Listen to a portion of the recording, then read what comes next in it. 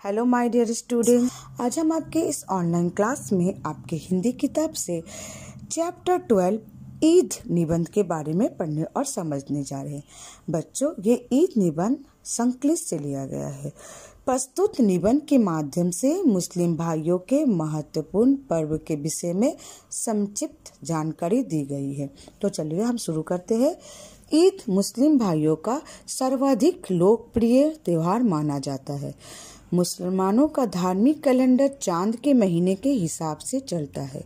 चांद का 9वां महीना रमजान का महीना होता है। इस महीने में मुसलमान रोजे रखते हैं। यह रोजा सूर्योदय के थोड़ी देर पहले से शुरू होता है और सूर्यास्त तक चलता है।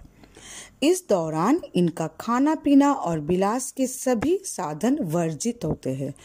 रोजे के दौरान किसी की निंदा करना, नशीली चीजों का सेवन, लड़ाई झगड़ा करना पाप समझा जाता है।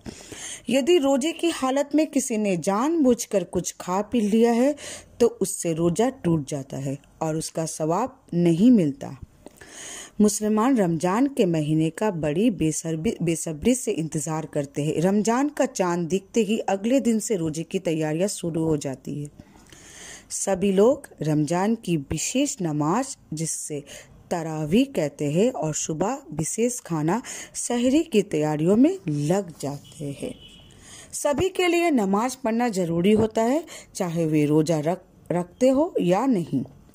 इसके बाद रोजा रखने वाले सूर्य निकलने से कुछ समय पहले थोड़ा खा पी लेते हैं। बाद में वे नमाज पढ़ते हैं। इसके बाद सब अपने अपने काम में व्यस्त हो जाते हैं।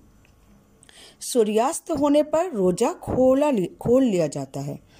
इसे इफ्तार करना भी कहते हैं।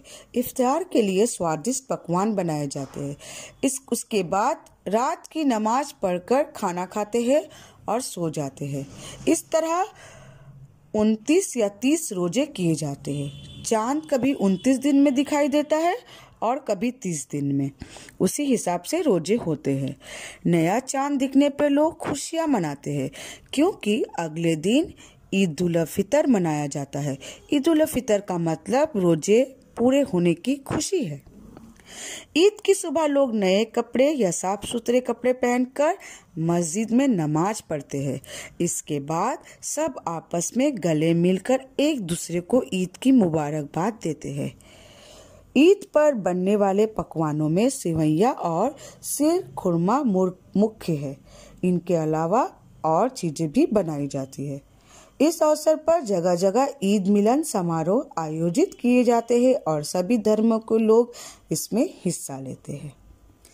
तो बच्चों, ये थे ईद चैप्टर, जो कि हमारे मुसलमान भाइयों बहनों के लिए एक लोकप्रिय त्योहार माना जाता है। अब देखते हैं कि इस पाठ से क्या शिक्षा मिलती है। त्योहार आपसी प्रेम भाव व भाईचारा बढ़ाते हैं। ये जो हमारे त्योहार होते हैं, ये आपसी प्रेम भाव और भाईचारा बढ़ाते हैं, क्योंकि त्योहार में सब लोग अपने गिले शिकवे भूल के, हर दुश्मनी को भूलकर एक दूसरे से गले मिलते हैं, एक दूसरे के पास जाते हैं और इससे प्रेम भाव बढ़ता है और भाईचारा बढ़ता है। तो बच्चों, आप लोग इस पाठ को फिर से अपने घरों में पढ़िएगा तो ये अच्छी तरह से आप लोग को समझ में आ जाएगा।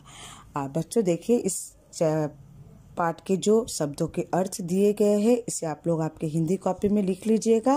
प्रश्नोत्तर और होमवर्क मैं आप लोग को भेज दूंगी। Thank you students.